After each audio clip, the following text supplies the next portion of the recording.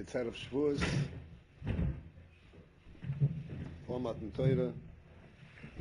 We have another opportunity. I think I'm going to speak on the preparation for Matan Torah instead of our usual talk of the Pasha of the week, although everything is connected.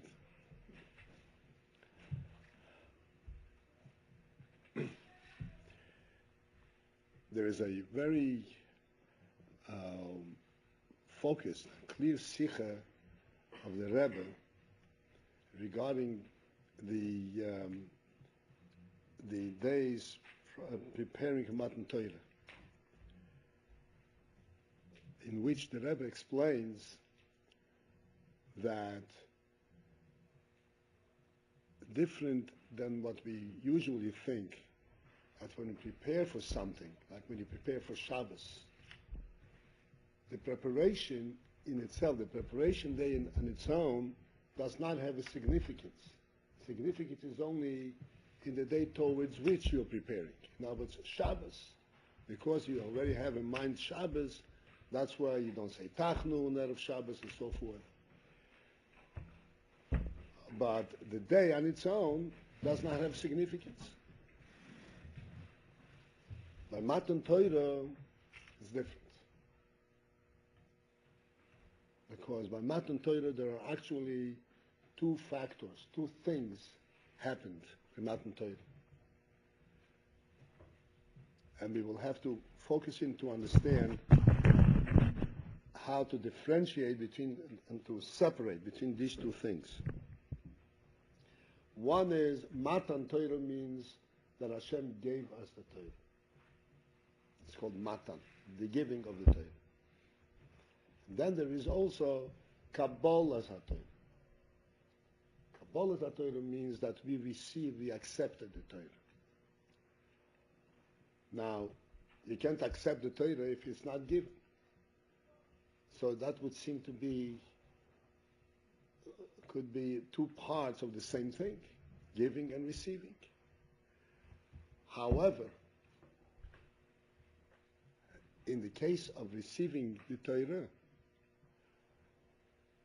since that the receiving of the Torah requires that it be received internally, it should be received personally, not simply that I put something in your hand and therefore you have it.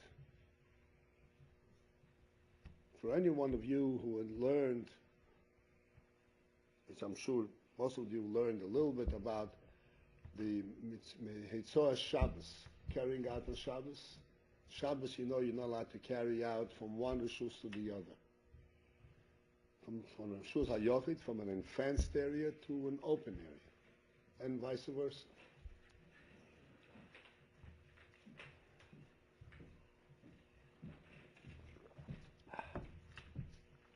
And the din over there is that the entire action that's considered a full-fledged action, complete action, is only if you pick up something that's resting in one domain, you pick it out, and you bring it out and put it down the other domain. You take something that's in the house and bring it out and put it in the street, or take something that's in the street and bring it in the house. But if one half of this is missing, like you don't pick something out of in the house, like for instance, the Mishnah gives the mashal, the example. If somebody is standing in the street and he puts his hand forward through the window, and someone puts it in his hand, and then he retracts his hand back into the street, so only did half of the job of the molocha, because he did not really uproot, he did not really pick this object out from a resting place in the Rishus HaYochid, it's called, in the fenced-in domain. So even though it's in his hand, but it's in his hand only because somebody put it there, not because he actually took it. So this is normally, we say, give and take. But by Matan Torah, the receiving of the Torah has to be a complete receiving. Not that Hashem put it in Abba and we have it. We have to accept it personally. And this is why the days that prepared us for Matan Torah, prepared us then and prepare us now. Because every year this all repeats itself. Are very, very significant days. So that when we come to the moment when Hashem gives us the Torah, we are actually we are actually there to receive it. And then the Rebbe explains, based on the Shulchan Aruch and based on the Psukim, the Posuk in the Torah, that there were three things in 3 different days that Eden went through in the preparation for Matan Torah. The first one was where Hashem told them through Moshe Rabbeinu that they are now being designated. Everybody knows what the word designated means. Yeah, they're being chosen and defined as a nation of priests and a holy nation. And that they now become a nation that belongs to Hashem. This is the first step in the preparation. Now you would say that this designation is something which Hashem designated. It's not something that they do. But this was done in the 3 days of preparation, which means that in fact there is something very significant in this that applies to themselves. That in fact the designation by itself doesn't do it. They have to participate in this designation.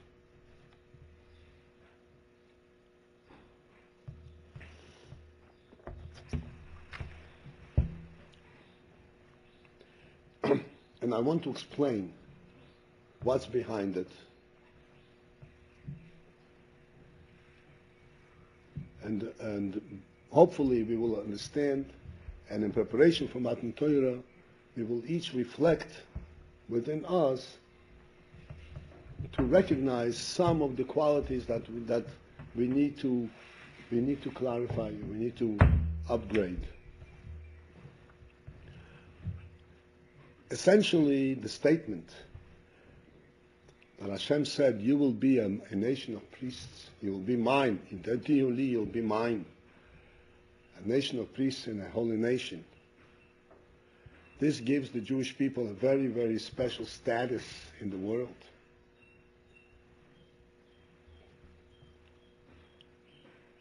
That seems to be only complimentary, or who would not want to have a special status? Yes, sir. I want to write that in Hebrew. I'm Kohanim v'Goy Kodesh. Mamleches Kohanim v'Goy Kodesh. That was base Sivan or Gimel? That was in Beis Sivan. Right. You learned the Sikha?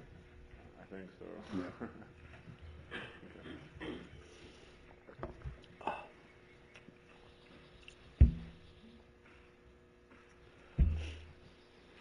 So this seems to be something that's just a compliment. Oh, you are of such a great status. But on the other hand, if one reflects on what that means and what responsibility that places upon him, then it becomes a challenge.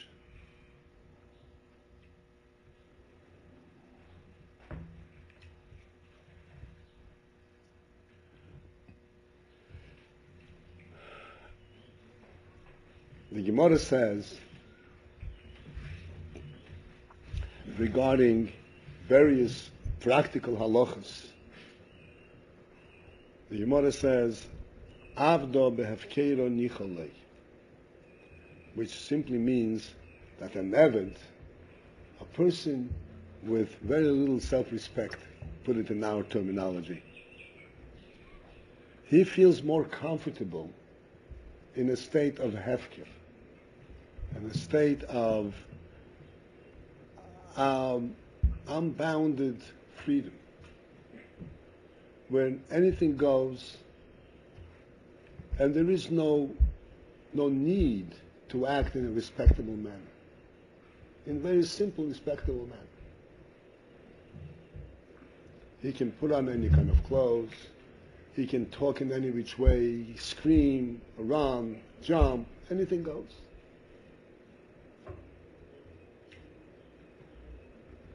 And there is that quality in the person. Sometimes we may be shocked to think of it, but the fact is, there is that part in us, that little animal that prefers and enjoys acting up,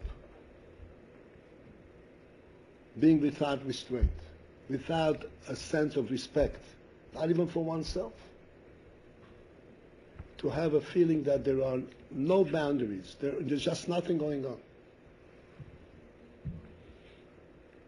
This is called hefker. Hefker means no man's land. Is that what no man's land is? No place. It's nowhere. The same word in Gemara announces something that doesn't belong to somebody, right? Right. It's no man's.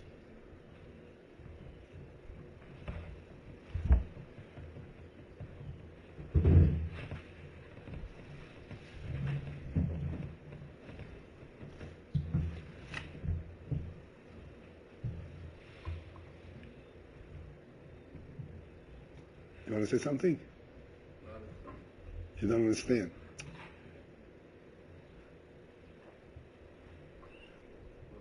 I'll take 1 second, okay, from everybody's time. Forgive us. הגמרא אומרת שהעבד, זאת אומרת, אדם שאין לו שום אחריות לעצמו.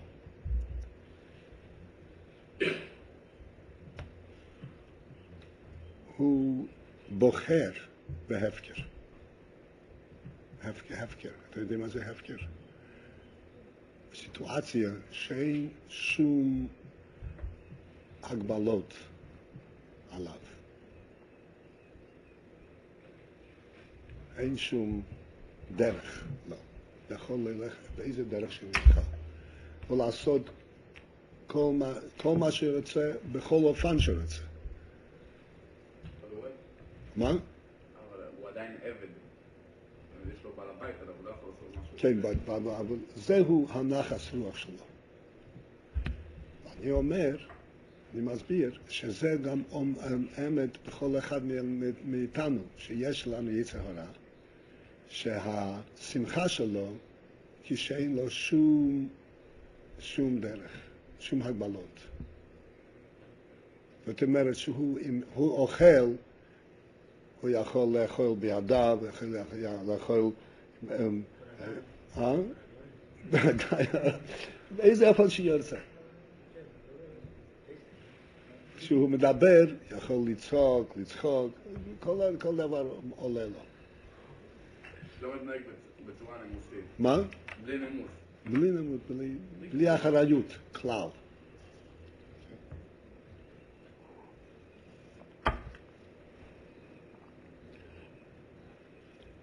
This gives the nefesh abamid, the behemoth within us, a sense of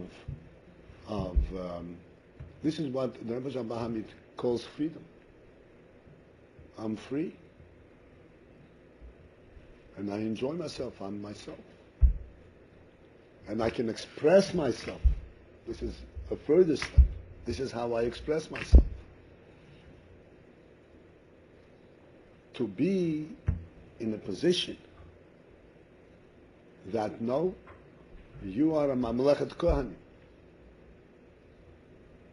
You have a status. You're a prince. And a prince acting in a way that an Eved acts, that a slave acts, is he is completely out of line.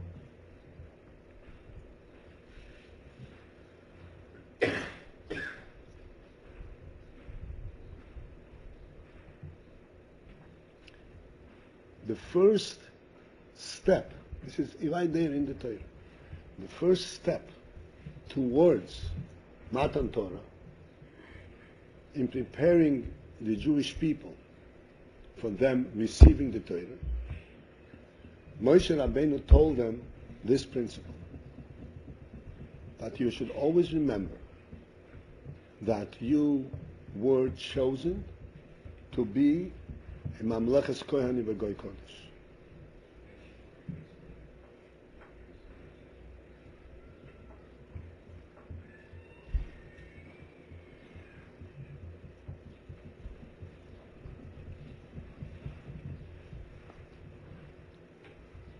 This is something that we have to reflect on, and so to speak, this is accepting. This is what part of Kabbalah's HaTorah. This principle applies not only when one is doing something, like we discussed many times, that a respectable human being eats in a certain way, he walks in a certain way, he speaks in a certain way. The Rambam describes this as a chochem. You can tell in every one of his actions that he has chokhmah, that he has wisdom. But it goes beyond the action. The important thing in terms of Kabbalah's HaTorah is to recognize that at all times, whether you are engaged in doing something or you're not doing anything, you're resting, you're relaxing. So let me relax in my own way.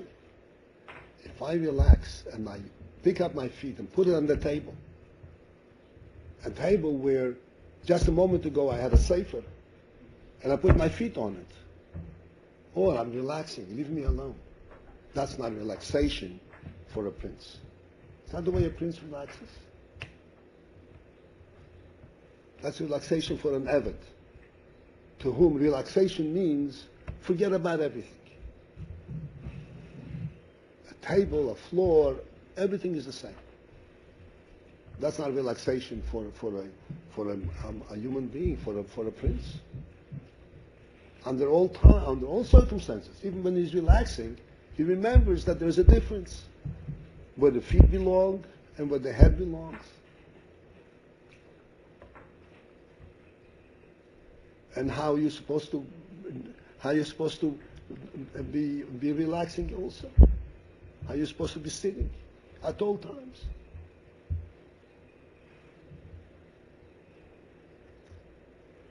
A nation of priests, in other words, Hashem's nation. If it's Hashem's nation, you can tell on this person that he has a king, that he belongs to Hashem under all circumstances, no matter what he's doing. When he's sleeping, you can tell that this is Hashem's person sleeping.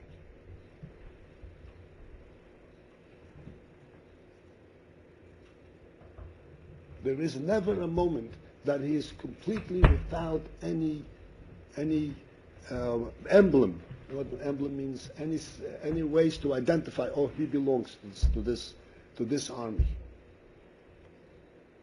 At all times.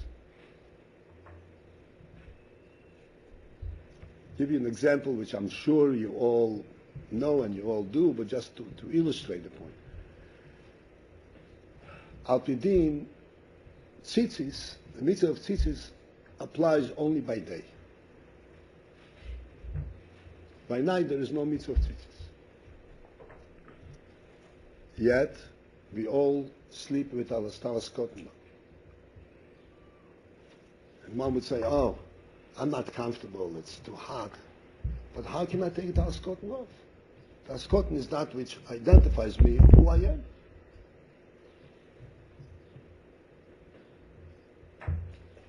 It's not obligatory. It's not a din of Shulchan Aruch. It's a matter of fact, a talis cotton is never a din of Shulchan Aruch. You're not obligated to wear tzitzis. Huh?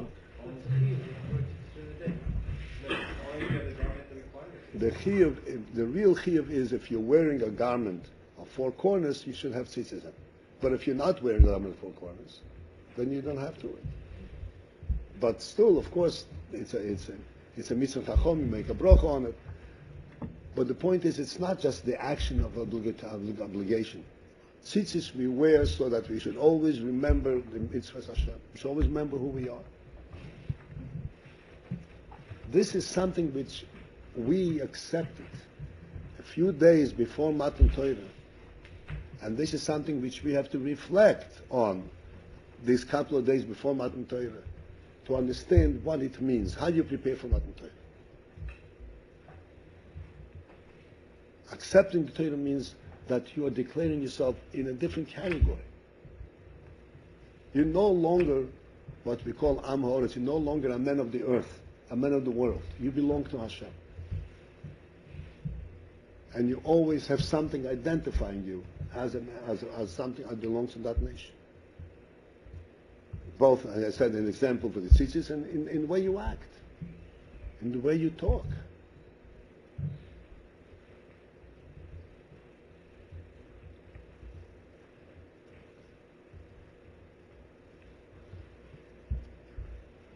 The Gemara says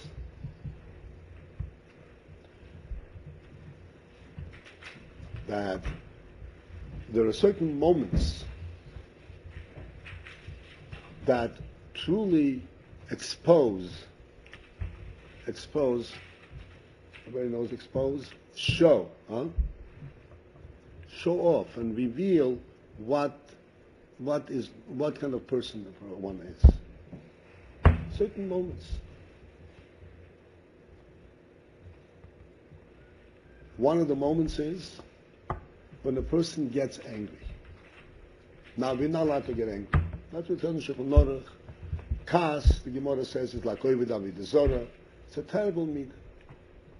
But we do occasionally lose ourselves. We do get angry.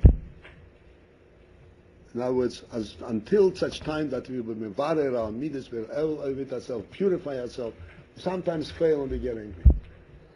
How do we act during that moment of anger? We are angry now.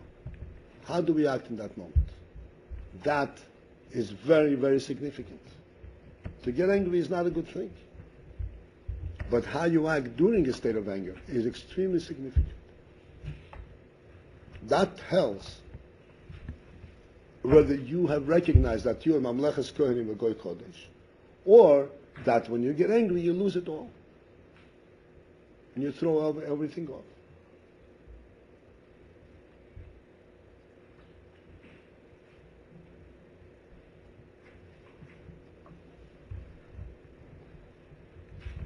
So, this is the first thing that is extremely important. It's the first step towards being mekayim. You want that? That's that.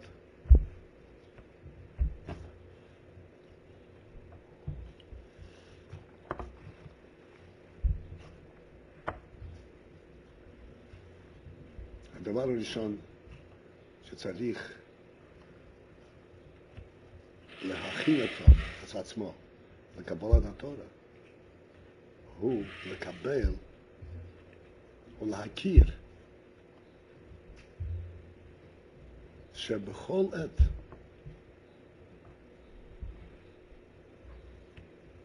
בשעה שהוא עושה דבר או שהוא ישן.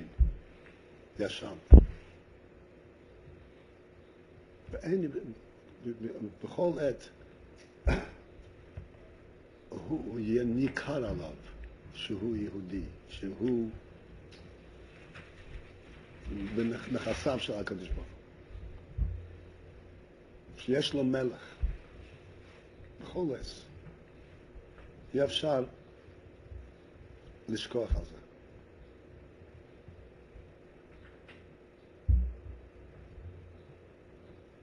זה ההכנה של קבלת התורה.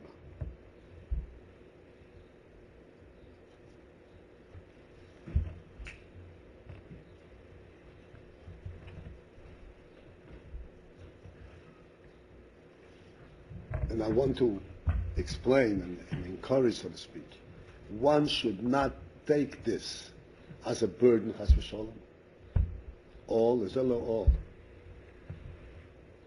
Ze bracha. This is a bracha. This is a privilege. This is a means. This is something that brings out the best qualities in us. This is not just you act in a certain way. This is a bracha that Hashem gave us to allow us to reveal the best qualities that are contained in us. When a person acts in a disrespectful way, he is not disrespectful to others, he's disrespectful to himself. Why? Because he's not acting the way he himself knows and feels that he should act. He is really destroying, he's going against himself.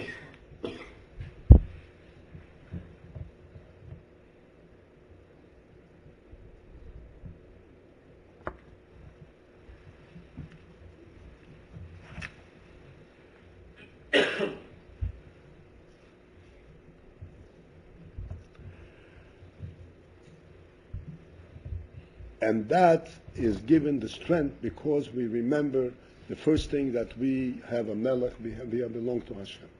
This is Mamlechas Kohanim. This is Atem Tihu Yuli, it says. Atem Tihu, you will be mine. Then the next two stages are more practical. One is Mamlechas Kohanim, and the other is Goy Kodesh. Kohanim, you all know, we learned and just finished learning Chumash Mikra, all the Dinyan of Kohen. Kohanim, they were dedicated to do the avodah in the Beis HaMikdash.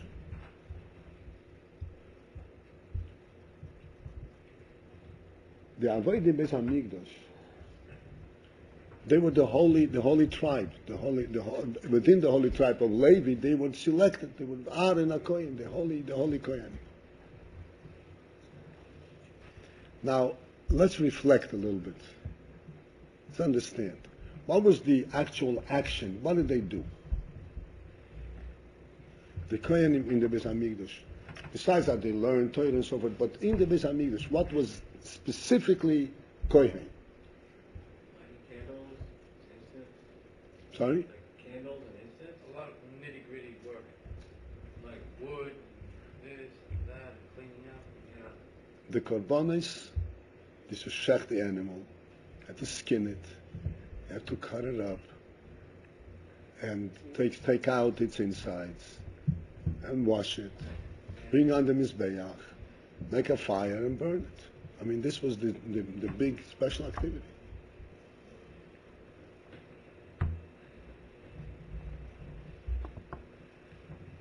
What's so great about that?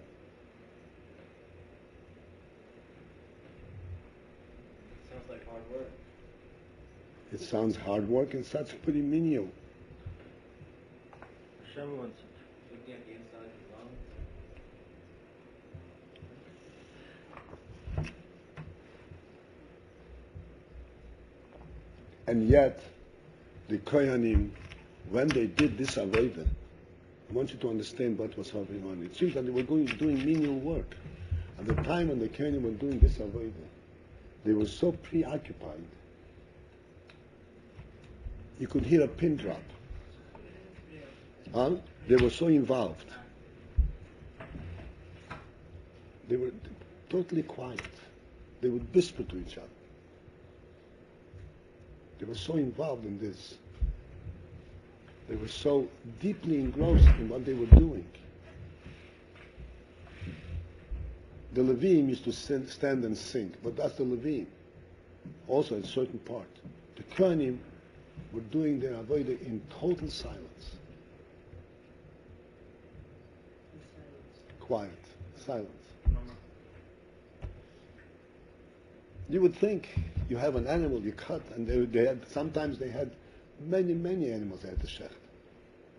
7, 14, on Yom Tov, Shavuois, it was a huge number. everything quiet, such serenity.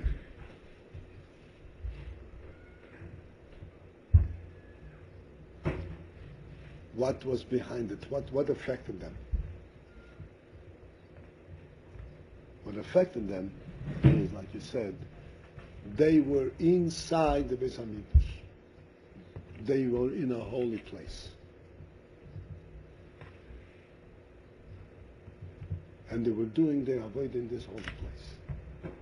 And they were so completely transfixed, so to speak, involved in their avodah, they couldn't utter a word. They recognized the holiness of the place. And they recognized that everything they did, every step they took, was in this in this location, in this very special place. And they were doing this special mitzvah that Hashem had requested them to do.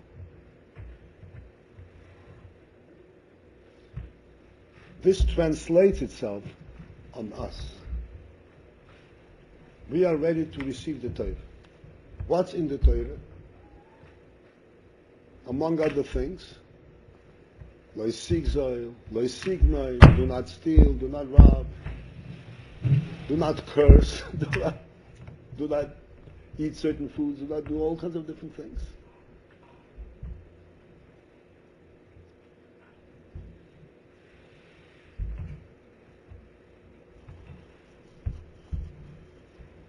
And Mamleches Kohanim means that we recognize, just like we said before, that your mind, at all times, we recognize that we are acting in Hashem's world.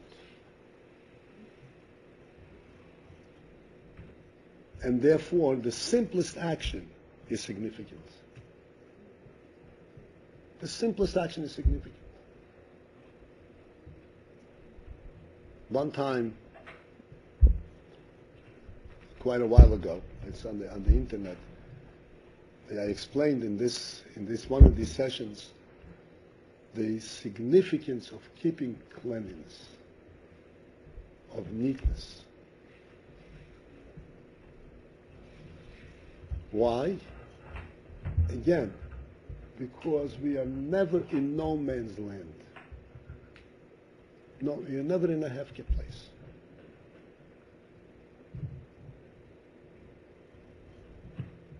We're always in Hashem's presence. Everything that we do, when a Yid eats, he is doing avodas Hashem. When a Yid sleeps, he's doing avodas Hashem. When he's taking a walk to relax, so that he can come back to learn, he's doing avodas Hashem. I would go even as far as saying if he plays baseball, he's doing avodas Hashem. Shouldn't forget. Shouldn't lose himself. One goes out to play and he throws off the yarmulke. Oh, it's easier to run without a yarmulke. It's easier to run without a talis cotton. That's not the way he plays. Then he loses it. To have recreation, whatever you need, physical, it's fine. But you have to remember where you are.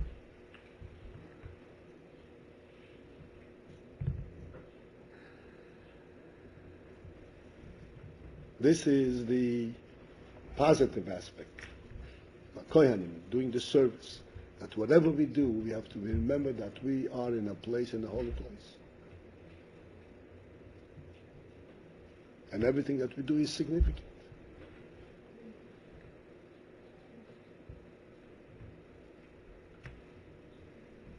Every time we drink a little water, what do we do? Make a bracha.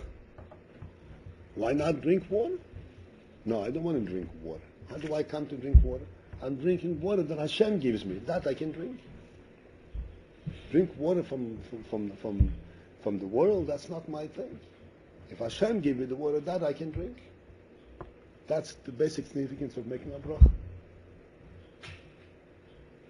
But whatever we do, we're always conscious that we receive it directly from Hashem's hand.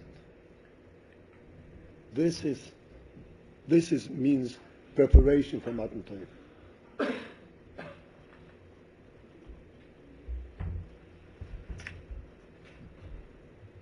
The Torah represents Hashem's presence with us.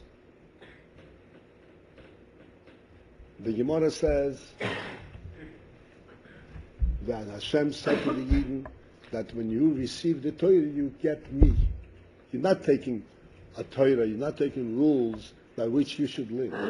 You're taking me so that I be present with you wherever you are.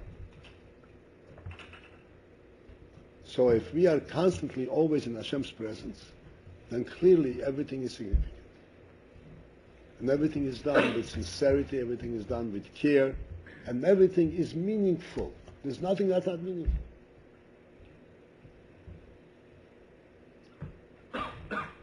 I recall by the Rebbe's Farbrengen, unfortunately none of you witnessed the Rebbe's Farbrengen.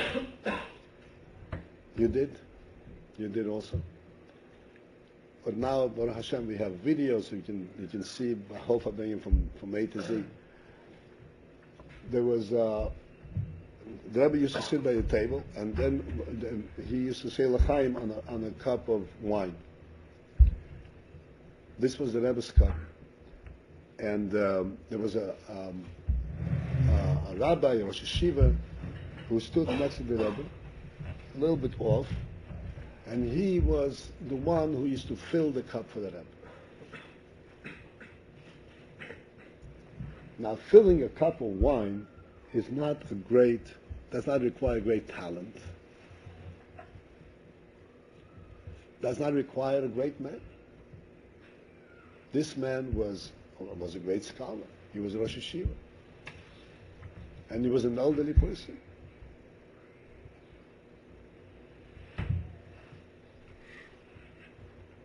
As a matter of fact, if I'm not mistaken, maybe older than the Rebbe himself. May have been older than the Rebbe himself. He stood there next to the Rebbe. And when he needed to fill the cup, so it was so to speak a lesson in awe to watch him fill that cup. He would position the cup first, make sure that the cup is in the very center of the tray. It was a tray, a little tassel, a little tray. So he would position it should be exactly centered. That's the way it has to be perfect. Then he would pour it. And he would pour it and pour it, make sure it's perfectly full. And then the way he would move it over, I'm telling you, this is was a lesson in awe. He would never do it with one hand. Always, he would do it with both hands and make sure it's exactly in the spot where it belongs. This type of action, as simple as it is, this makes us makablei haTorah. This gives us opportunity to receive the Torah. To understand that our lives and our actions are significant not only when you're doing scholarly things, but our very simple life is extremely significant. I said, when you eat, when you sleep, when you play, when you talk idle talk, Niki Lashon Hara Chas V'Sholom, it's real life. It's all done in Hashem's presence. This is how we prepare for Kabbalah Torah. So that when the Torah is given, we receive it. It's not something we give, we are given, and then it becomes a burden. Oh, I have to do this. Oh, I have to do that. It's a privilege. Everything becomes a privilege. Everything becomes significant. Not everybody has that command. Not everybody has that privilege.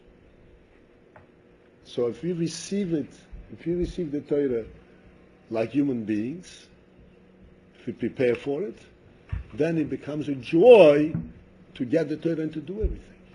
And if Chas V'Sholom we don't prepare ourselves properly, then it becomes a burden.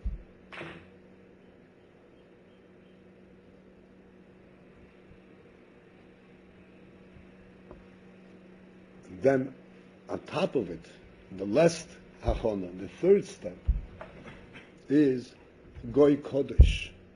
Goy Kodesh means a holy nation. Holy means separate. Holiness means to be separated. It means to be a step above the world. That's means holy.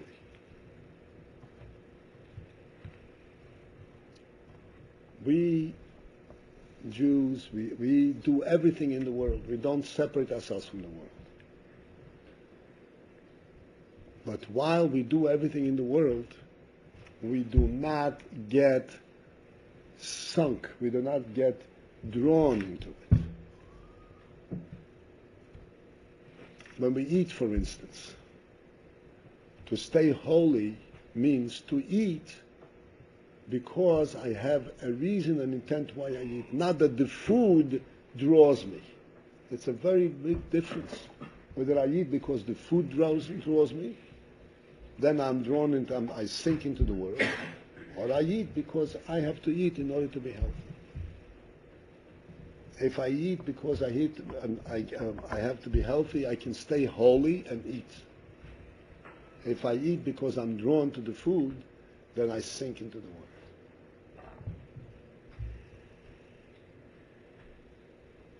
You know, the classic illustration of this, an example of this is the sun shines onto the earth. And on the earth it can be shining on gold, and it can be shining on a dirty ditch.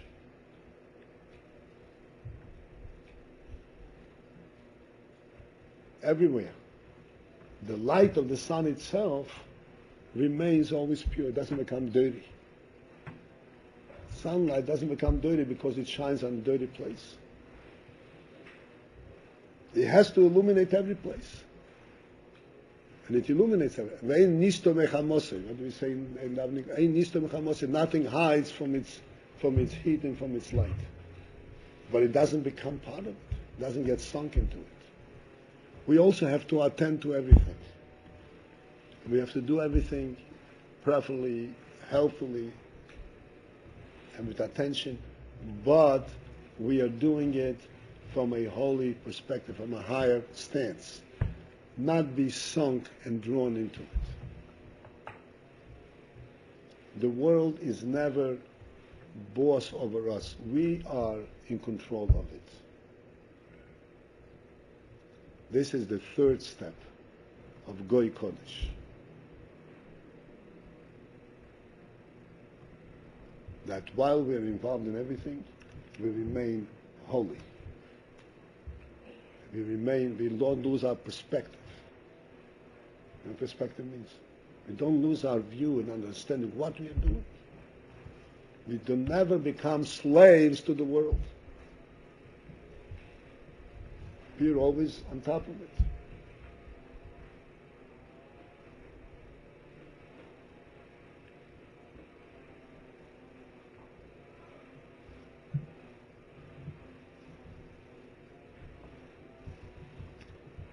If a person is eating something, let's say, and it's very tasty, and he really enjoys it, and then he realizes that he's not really sure that it's kosher. He didn't check, he's not sure.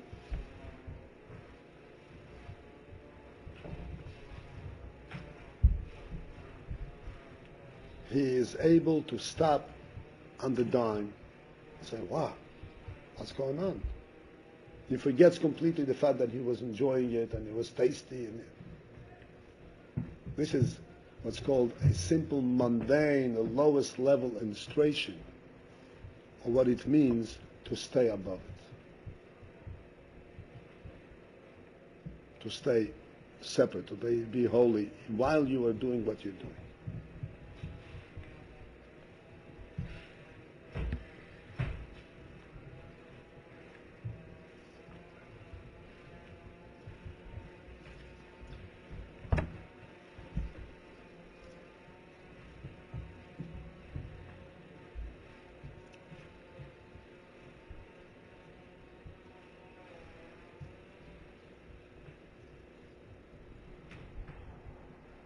in final words, tomorrow night is already, Matan Torah is already Shavuos. I'm sure everyone will be up the whole night, as this is a custom by Eden, since it's even spoken of in the Zohar about it. We don't go to sleep Shavuos night. We say Tikkun, everyone according to his ability, to the extent that he can, how much he can cover. Don't worry about it. Just say every word correctly.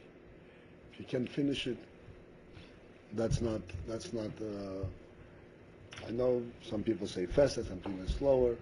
Perhaps if you have a limit how much you can cover, you should speak to someone and say, and selectively, say what's, so to speak, more in line, more important.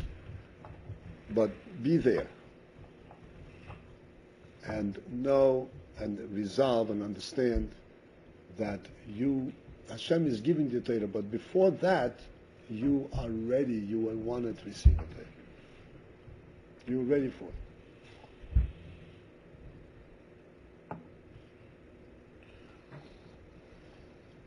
With this approach,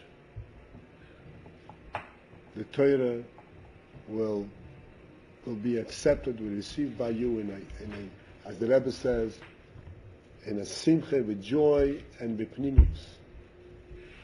And the most important thing is that afterwards you will carry it with joy and bipnimius. It will be a joy when there's something else to do. Oh, great! There's another thing. Instead of saying, when will I be finished with this?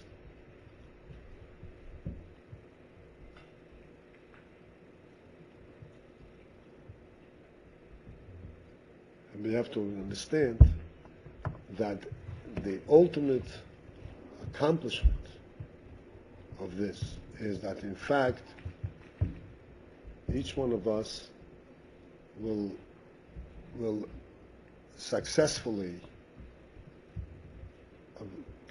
accomplish his mission in this world and transform the world, purify the world, elevate the world, make the whole world holy,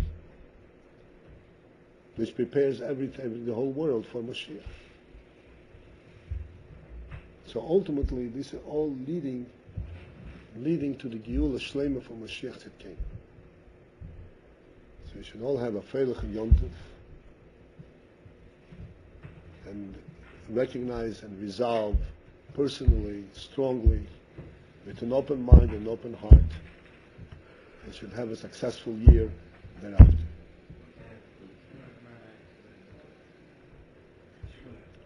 So when we should stay up? Oh, till Amud HaShachar. This is like an hour before Nets. It's not 4:30, I think. 4:30? I don't know if my Luach says.